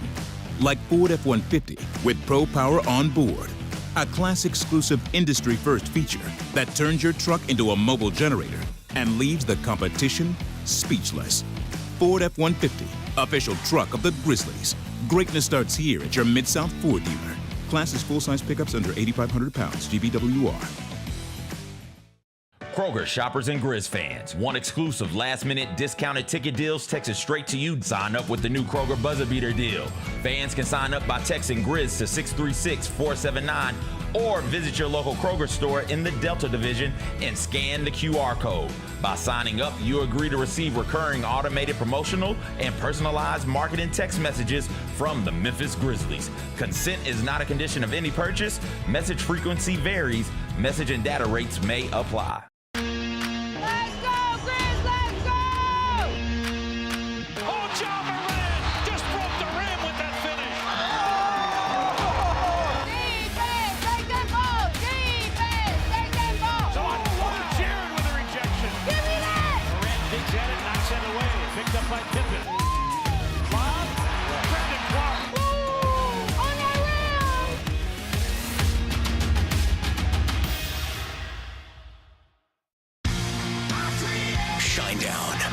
Dance Kid Dance Tour. Live in Memphis. FedEx Forum, Saturday, August 30th. With special guests, Bush and Morgan Wade. Get tickets now at livenation.com. Shinedown, live in concert. For more, visit shinedown.com. Sonic Radio. Welcome back to Sonic RNDIO. That spells radio with me, the CIO. This just in, the new Sonic $1.99 menu lets you build a crave-worthy meal for just $1.99 an item. Whether that's a creamy shake, crispy tots, or a quarter-pound double cheeseburger. This just out. Ostriches. They're mean, not very cute, and in my opinion, way too big for a bird. Don't miss the Sonic Fun 99 menu. 5 items, always $1.99. Live free, eat Sonic. Tax not included. See menu for details. When were you fine being a role player? I always think of myself as a star player because I'm doing stuff that guys don't want to do. I'm making winning plays. The whole goal of this game is to win basketball games. I think of Alex Caruso, he's a star player to me. Drew Holiday is a star player to me. Yes, indeed. TA is a star player to me. You know First what I mean? team. Yeah. The Chris Vernon Show, live on weekdays at noon on YouTube at Grind City Media and the official Grind City Media app. Scotty Scheffler ran away with the Open Championship this weekend. My God, this guy, he's not real. Have we reached the point with Scotty Scheffler where you don't have to care a thing about golf, but you still know there's a dude named Scotty Scheffler who is awesome at it? He is solidified himself as one of the greats in the sport. At this point, probably of all time. The Gary Parrish Show, live on weekdays at 10 a.m. on YouTube at Grind City Media and the official Grind City Media app.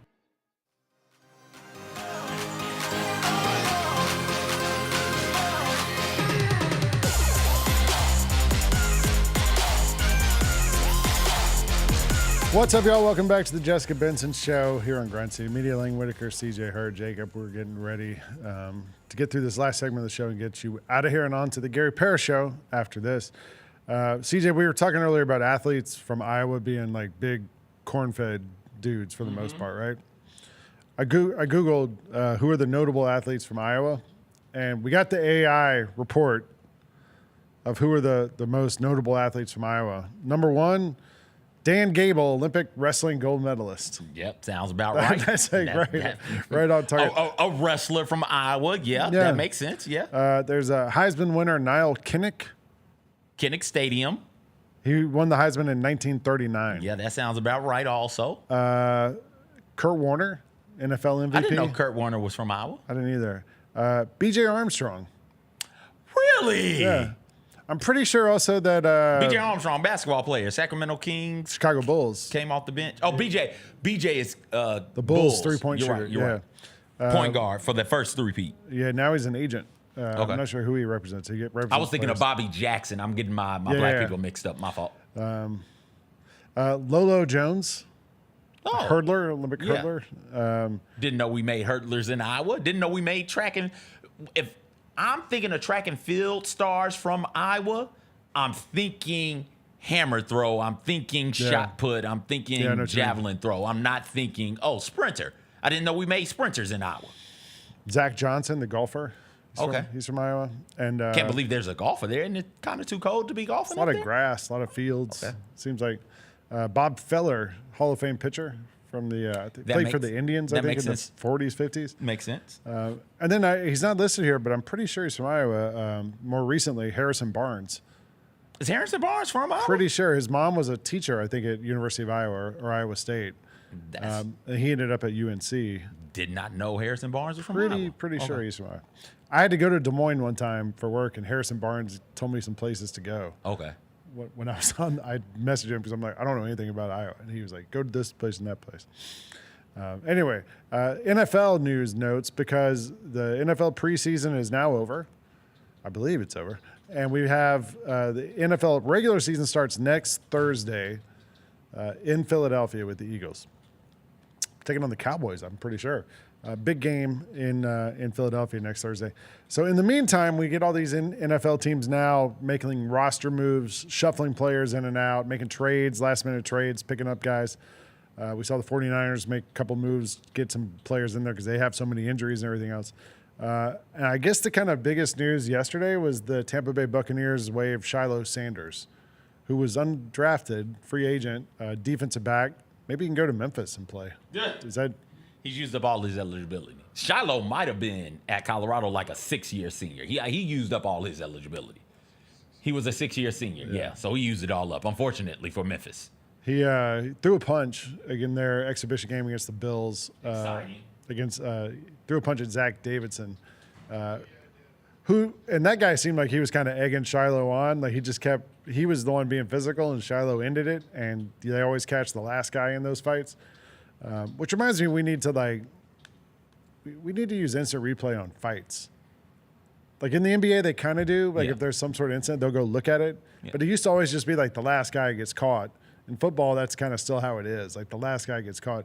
There was a play this week in a high school game in California I saw on Twitter where the quarterback gets his helmet ripped off, runs around, throws it, and one of the guys on defense runs over and like chest bumps him, and the guy goes down, and the ref throws the flag, and the guy on defense goes.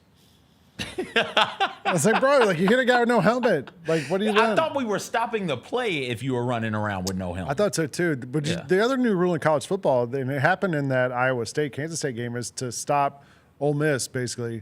From flopping when the clock's running.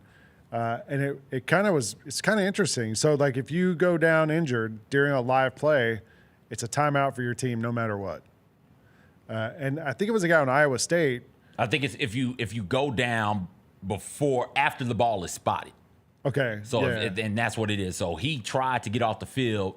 He couldn't. The ball got spotted. He clearly just goes flopped. Down. Like it would have been a play like that you've seen the last few years. So he wasn't injured? I don't know. But I mean, he went down. Like the ball, he was standing up.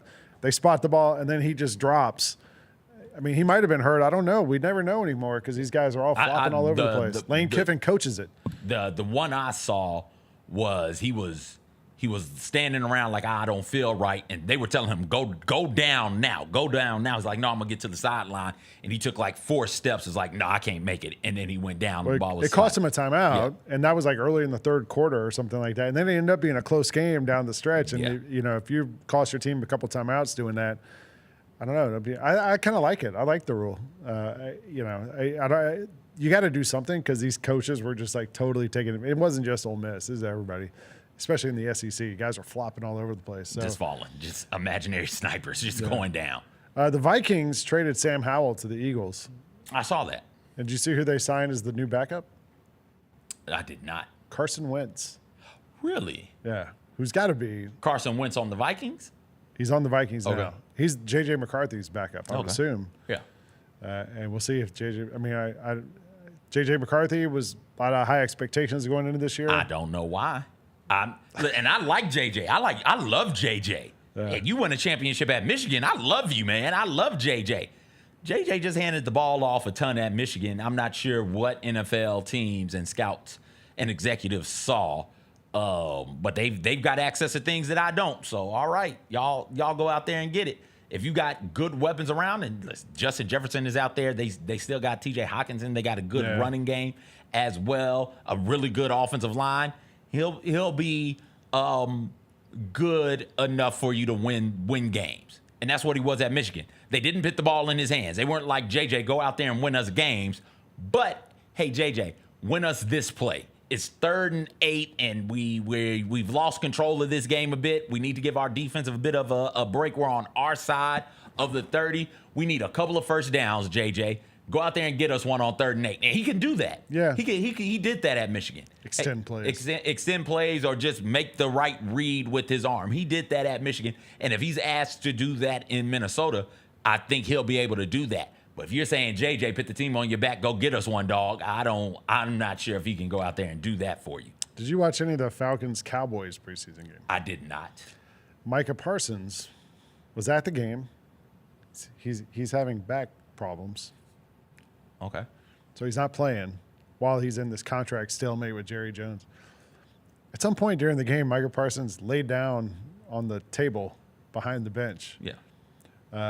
Not for like any – he wasn't injured during the game. He just laid on the table.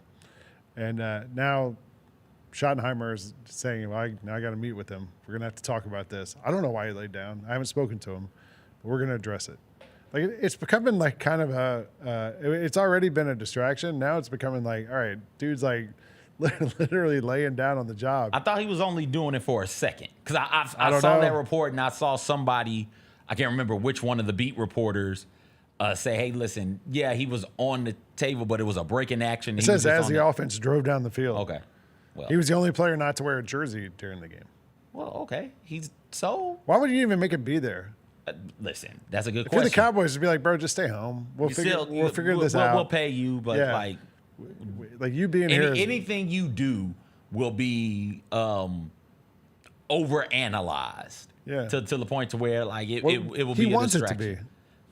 He wants it. He's trying to like. I think they want it to be. Maybe. I think they want to make it succeed. This is why we're not paying him. He's laying down on tables as the offense is driving down the field. Is he a part of the offense? I'm sorry. Is this your tight end? Yeah, is this your fullback? No, but this is your lineman / linebacker. Like, why does he need to pay attention to what the offense is doing? He's an injured player. Okay. And you're on the sideline. You're supposed to be supporting your teammates. Okay. Just stand there and just watch. That's how those guys do anyway. Are they his teammates? Because like roster cuts are coming up, right? Yeah. I'm not sure which drive this was or how many of those dudes are going to be on the team come the start of the season. But whatever. It's not going to stop me from paying Micah. I'd pay Micah right now if I was the Cowboys. Stop playing. Some of those guys have already been cut, right? Like they've already had some cuts. Yeah, I think the final, you got to be at 53 Wednesday. I think it's Tuesday. Is it Tuesday? Yeah. Okay. Tuesday they got to start cutting guys. Shador Sanders had another start over the weekend. Was it a start or did he play? No, he played. He played. He was 3 for 6 for 14 yards, and he got sacked 5 times. I saw a tweet from Warren Sharp on the Twitter. He said, for context, I have 9 years of play-by-play preseason stats. Shador Sanders is the only quarterback to take 5+ sacks on less than 15 dropbacks in any preseason game ever. There were plays when I watched the highlights. I didn't watch the actual game, but I saw the highlight. I saw the clip of every one of his dropbacks. It looks a lot like Colorado Shador Sanders 2 years ago, where he was getting sacked all the time, where he would drop back, just kind of hang out in the pocket, try to extend the play a little bit. And at Colorado, he was good enough to kind of do that and then throw a pass late. Somebody would get open downfield. He could just wait them out. In the NFL, those dudes weren't getting open. Maybe it's because there's on the Browns. But those guys were not getting open down the field. And he was getting sacked. Throw the ball out of bounds, step up in the pocket. I saw a lot of Twitter quarterbacks telling him what he should have done. I'm doing the same thing right now. I just don't think you can take less than 15 dropbacks, get sacked 5 times. Apparently he's going to make the team, though. They're going to keep 4 quarterbacks from what they're saying. Which is absurd, but whatever. Do you, Cleveland? I also saw, for added context, that none of the dudes that after that game, the Browns cut all the dudes on that offensive line, right? Four of the dudes on the offensive line got cut damn near immediately. So maybe it wasn't all Shador. Maybe people were missing blocks, but that they know that, not us, the Twitter quarterbacks, the armchair quarterbacks. And this is the thing with Shador. Everything he does is, like Micah, being scrutinized to the point of, hey, some of this is unfair and uncalled for and unnecessary. You got a dude out there running around with reps with guys who aren't NFL caliber on the offensive line. Yeah, mistakes are going to be made. You brought up that Colorado team 2 years ago. You know what else what the two things have in common? That Colorado offensive line and this Cleveland Browns offensive line? Crappy players. Just probably dudes who aren't going to play in the NFL. So, when you talk about Shador Sanders, you do have to have everything together to converse about him in a way that doesn't make you a rider or a hater, right? Yeah. There is an in between. I'm not going to ride for Shador, but I'm also not going to just unnecessarily hate on him. Yeah, I'm the same way. I'm Switzerland. There's context that is needed. I don't care. When you say things like, throw it out there that, okay, a third of his dropbacks ended in sacks.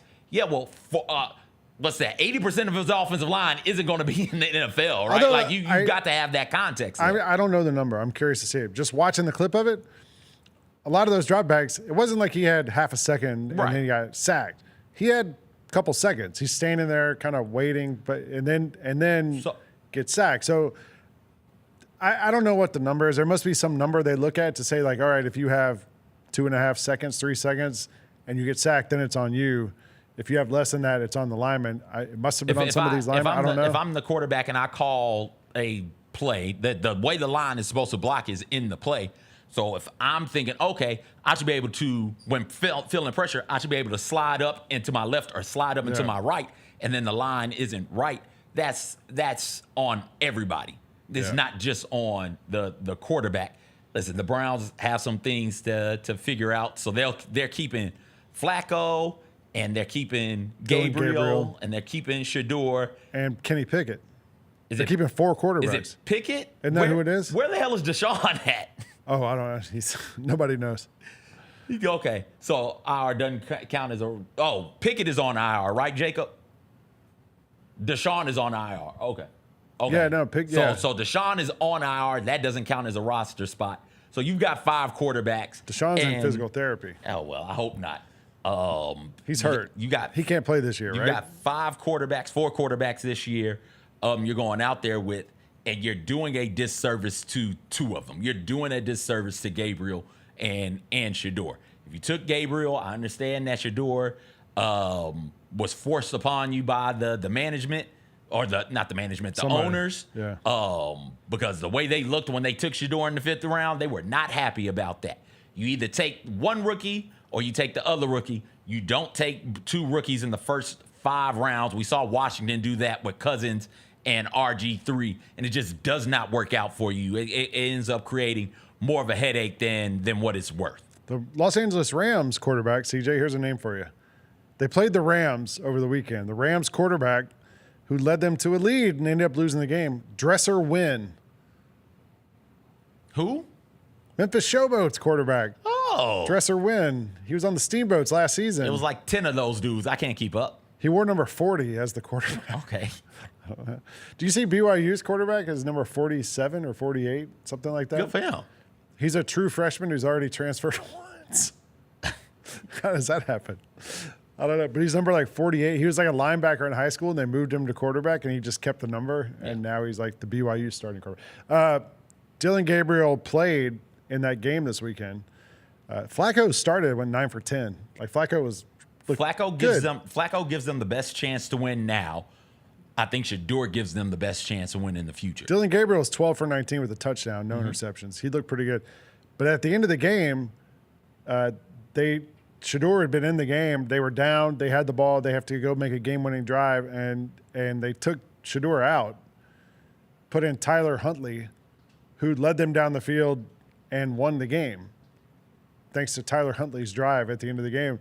And then Huntley got let go after the weekend. So, yeah, it's a mess. Like, I mean, I feel like the Browns, like their best option is just going to be tanking and, next year getting a real quarterback. Tank and get another quarterback. You still got 2 of these dudes on roster. These guys aren't. Who's going to be the number 1 pick? Arch Manning, Garrett Nussmeier, somebody like that. So you're gonna go get one of those? I mean, you're still gonna have Deshaun on the roster too. No. They need to be good, or they need to decide which of the young quarterbacks they like the most, and then move off of the other one. You watched some of WNBA this weekend. I did. We don't got time. Let's go to Hot Mess Express. You want to take the Hot Mess Express? Let's ride it. Go. Where is it? It's coming. Chugga chugga chugga chugga chugga chugga chugga chugga chugga chugga chugga chugga choo choo. All aboard! The Hot Mess Express. Chugga chugga chugga chugga chugga.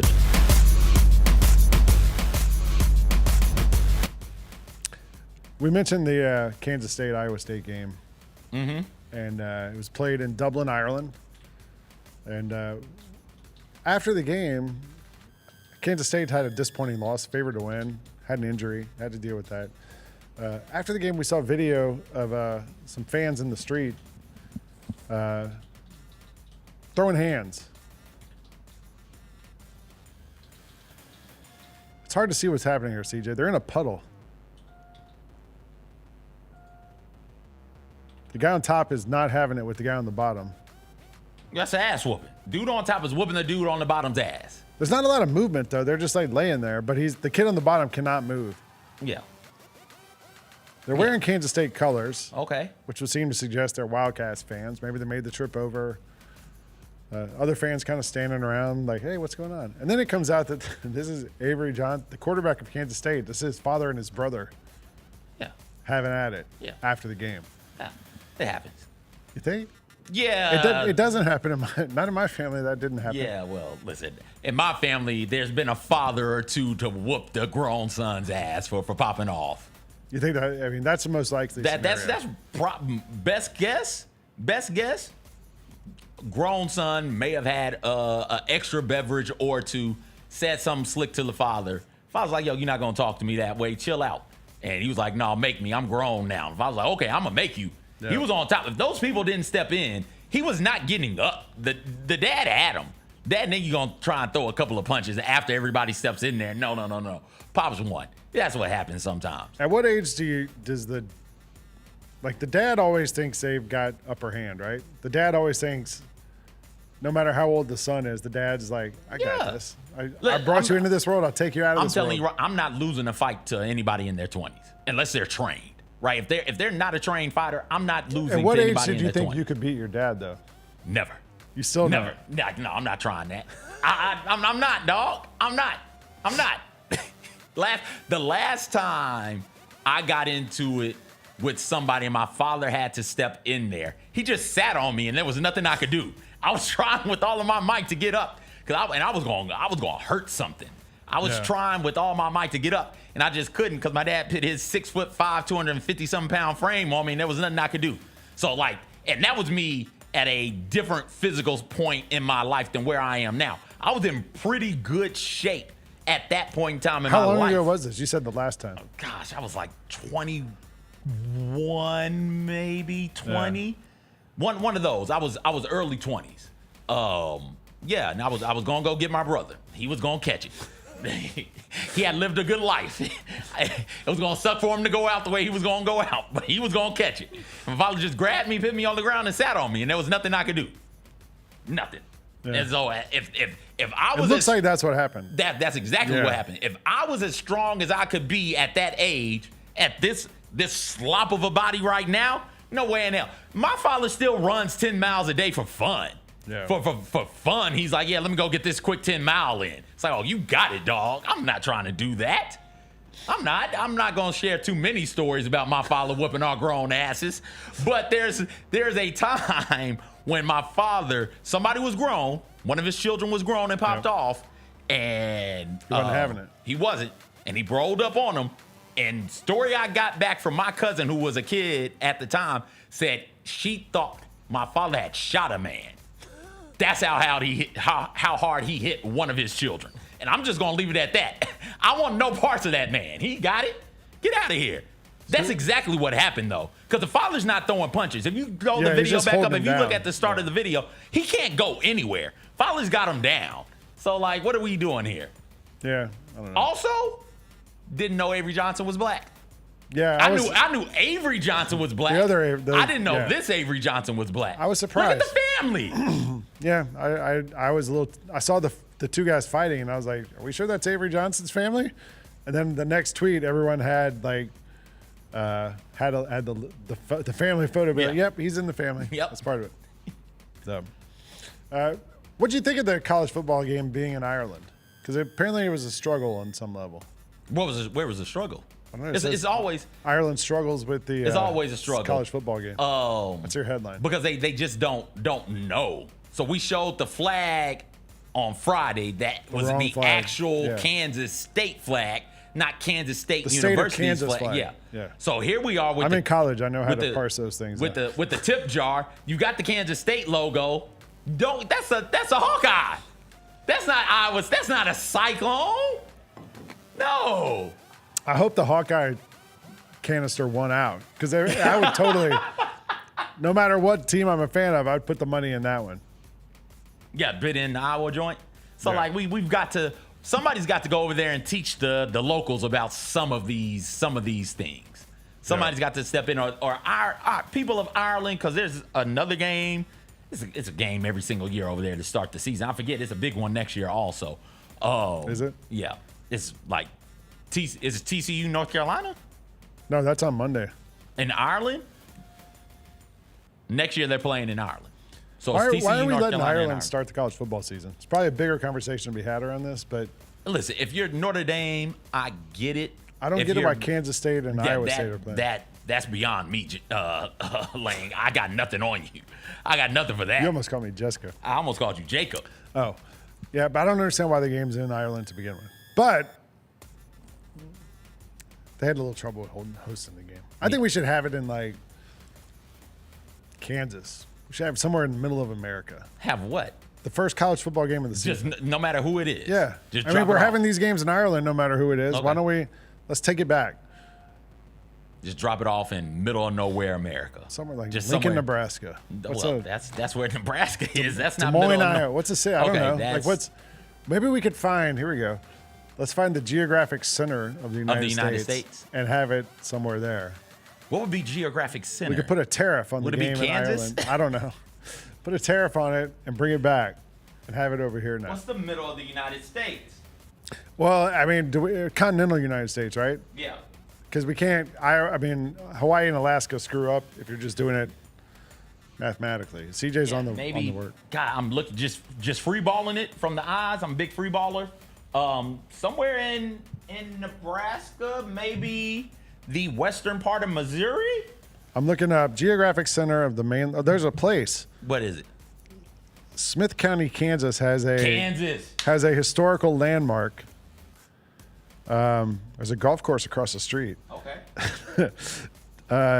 There's a place called the Geographic Center of the United States. And it is, I don't know, like dead center of Kansas, kind of near Nebraska.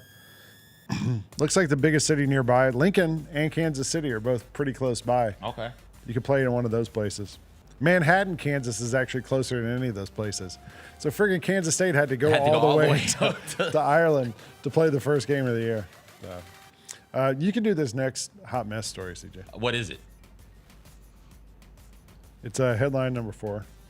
Oh, is it the one about we got the green things in the NFL, people? Yeah. The green things, the plastic green things, made their way onto the field. Shout out to Teresa Walker. We'll talk to her on Thursday about this as the sex toy epidemic in sports makes its way to the NFL. Neon green toy thrown on the field during the Titans preseason finale.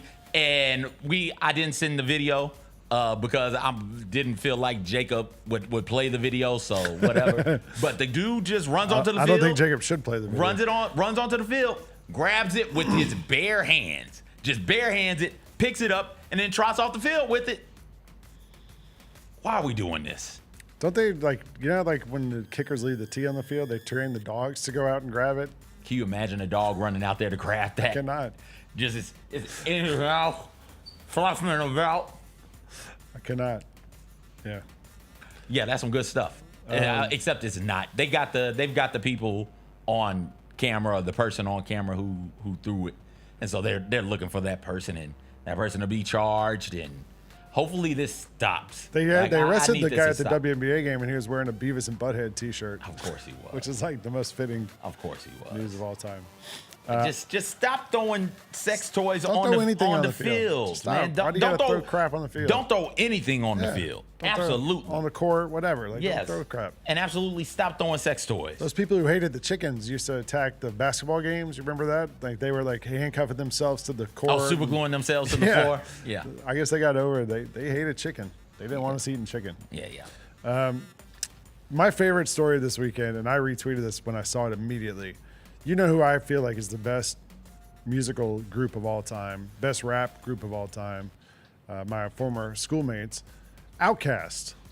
And I feel like I've always been an Outkast proponent since I went to middle school with them. And now Big Boy, Andre's kind of off doing jazz music and doing his own thing.